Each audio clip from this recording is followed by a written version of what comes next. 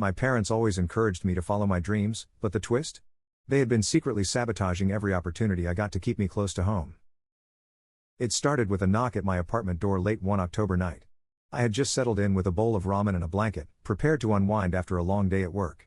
The rain drizzled softly against the windows of my tiny Seattle studio, and I was savoring the feeling of finally being alone after a hectic week. I was not expecting visitors, let alone at this hour. The knock sounded again, sharper this time. I sighed, placing my bowl on the coffee table and opening the door, wondering if it might be a neighbor or, worse, a door-to-door salesperson. To my surprise, it was my parents, Margaret and Joe DeSantos, standing in the hallway, drenched from the rain. My mom, Margaret, was clutching a large thermos in one hand, her other hand reaching out as if about to pat me on the shoulder. My dad, Joe, stood behind her, holding a couple of bags with what looked like groceries. I blinked, trying to process the scene in front of me. Surprise. Mom's voice was far too cheerful for a Tuesday night, especially given the weather. She took a step forward as if she owned the place, her eyes scanning my apartment like she was checking for dust. Hi, I managed, glancing at my dad, who gave me a sheepish smile and a small shrug, as if to say, you know how your mother is. What are you guys doing here? Mom tilted her head, her eyes bright but scrutinizing. Well, we missed you, honey. And it's been so long since we've had a good catch-up. Isn't it, Joe? Dad nodded, though he looked a little uncomfortable. Yeah, Sammy, we thought a visit was overdue. Brought you some chicken soup, he added, holding up the thermos as if it were some peace offering. Your favorite. It was true, I'd loved my mom's chicken soup since I was a kid. She used to make it every time I had so much as a sniffle, and it somehow always tasted like home. But that was years ago, and showing up with soup at my apartment in Seattle, 2 hours from their place in Olympia, felt strange. I leaned against the doorframe, my eyes narrowing. You could have called, you know. I mean, it's a bit late. Mom brushed off my comment with a wave of her hand as she stepped inside. Oh, you know how we are. Sometimes spontaneity is the best kind of fun. Besides, you haven't been calling home much lately. It's like we never hear from you anymore, right, Joe? Dad cleared his throat, shifting from foot to foot. Yeah, but, we just thought we'd stop by, make sure you're doing all right. Got some groceries too, just in case. You never know when you might need a little extra. I tried to keep my irritation in check as I closed the door behind them. It wasn't the first time they'd shown up unannounced, though it had been a few months since the last incident. Still, something about tonight felt off, like there was an agenda they weren't letting me in on. Thanks, I said, gesturing towards the couch. You can put everything down here. As they settled in, Mom started unpacking the bags without so much as a pause, placing fruits, cans of soup, and some tea on my kitchen counter like she was restocking her own pantry. She glanced around the room, taking in the mismatched furniture and my small, crowded desk by the window. I could practically see the disapproval flashing in her eyes, though she hid it behind a tight-lipped smile. So, how's work? She asked, still surveying the place. It's good, I replied, trying to sound casual. They've been talking about promoting me to lead developer. Mom's eyes flicked to Dad, who gave her a barely perceptible nod. She plastered on a smile, though there was something almost patronizing about it. Lead developer, huh? That sounds intense. Are you sure that's what you want? She asked, her voice a mix of concern and skepticism. I mean, you always said you wanted to have a work-life balance, and that doesn't sound very balanced. I tried to keep my tone light, though I could feel the tension building. Yeah, but it's what I've been working toward. It's a big opportunity, Mom. You and Dad have always told me to chase my dreams, right? Dad nodded along, but he seemed distracted, his eyes fixed on a piece of lint on his sweater.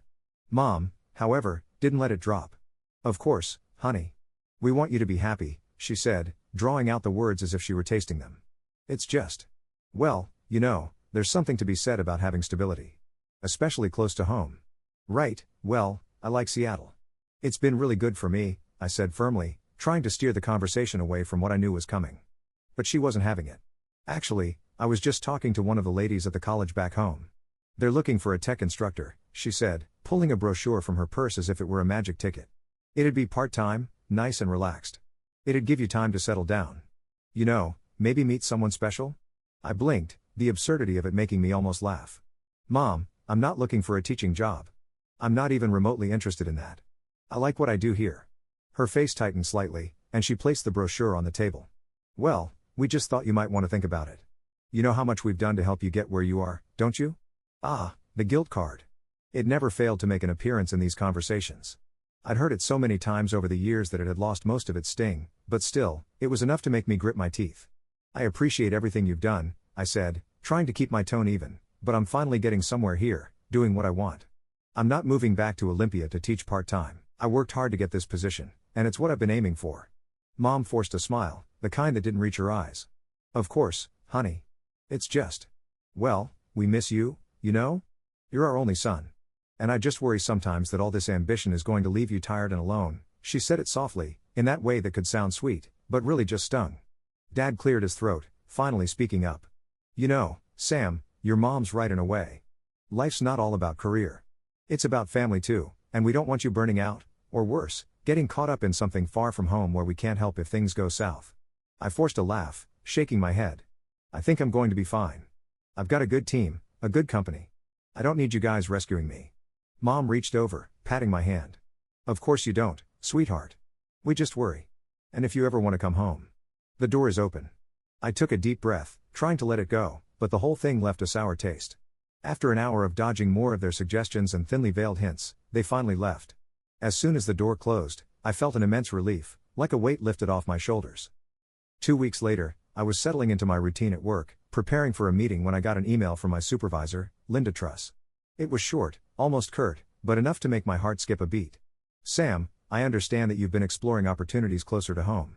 We're sad to hear it, but we'd like to support you in your transition. Let's discuss your notice and plan a smooth handover. My stomach dropped. I hadn't been exploring anything. I'd been here, working hard, even putting in extra hours to show them I was ready for the promotion. Confused, I grabbed my phone and called Linda directly. She answered almost immediately. Hey, Sam, she said, sounding distracted. I figured you'd call. Linda, I said, keeping my voice steady, I'm not sure what this email's about. I haven't been exploring any new opportunities. I'm committed to the team here. There was a pause on her end. Sam, I don't mean to step on toes here, but your mom called us a week ago. She mentioned you were considering a role at the college back in Olympia and wanted to give notice. She even asked if we'd give you a strong recommendation. The room spun. My mom, called the office? Linda's voice softened. I didn't want to pry, Sam, but she was very convincing.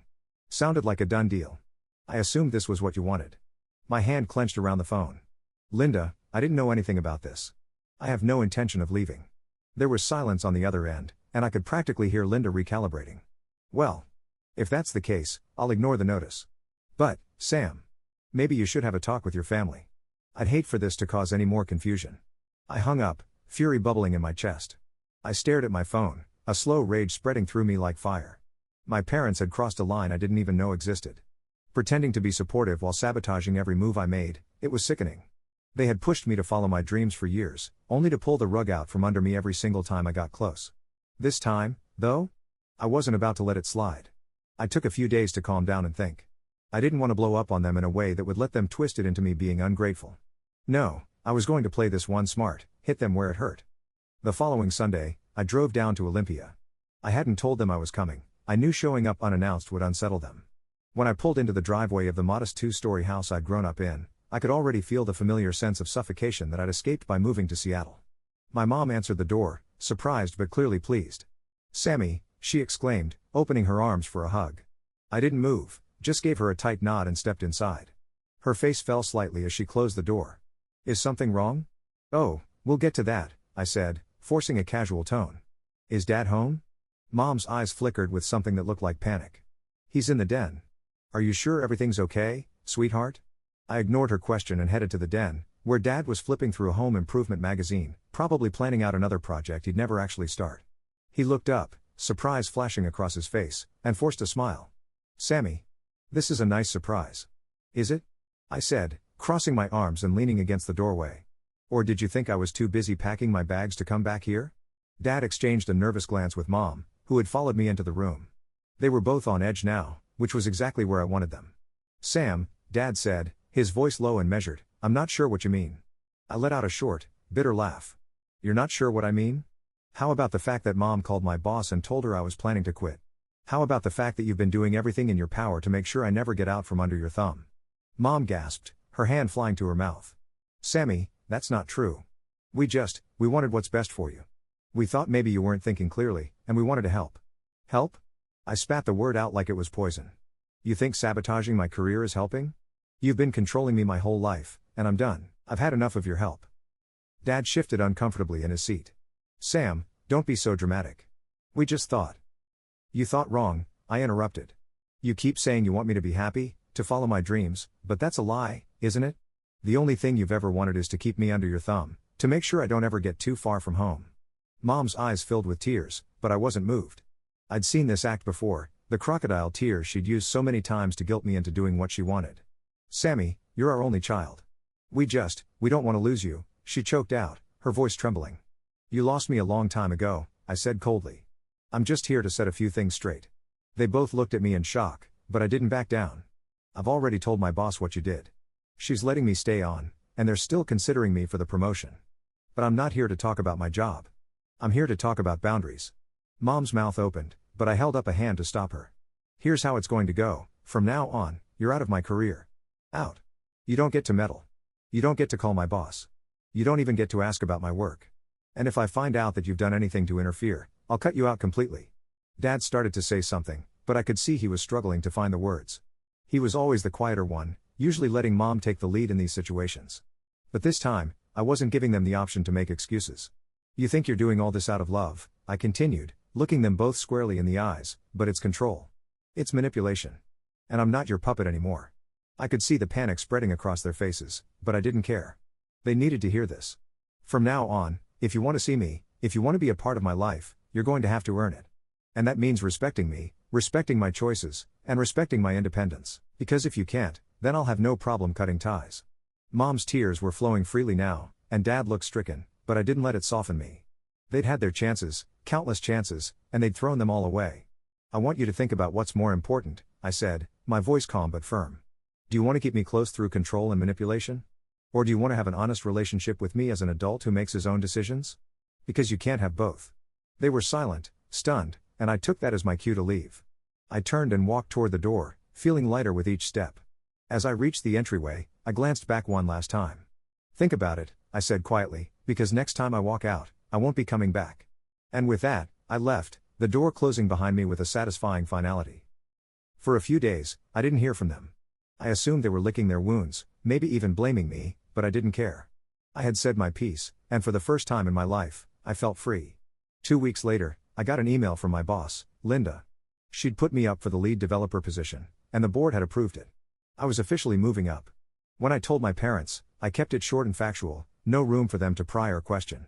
They congratulated me, their responses unusually reserved, almost respectful. Over the following months, I kept my boundaries firm. I spoke to them occasionally, but I didn't allow them to interfere. If they asked too many questions, I gently remind them that my career was my own business now. And slowly, they seemed to accept it. The distance felt strange at first, but it was also liberating. For the first time, I was living my life on my own terms, and my parents' influence no longer had a hold on me. They couldn't control me, couldn't guilt me, couldn't pull their strings. I was free, and it felt damn good, and perhaps the sweetest revenge of all was knowing they would never again have the power to manipulate me.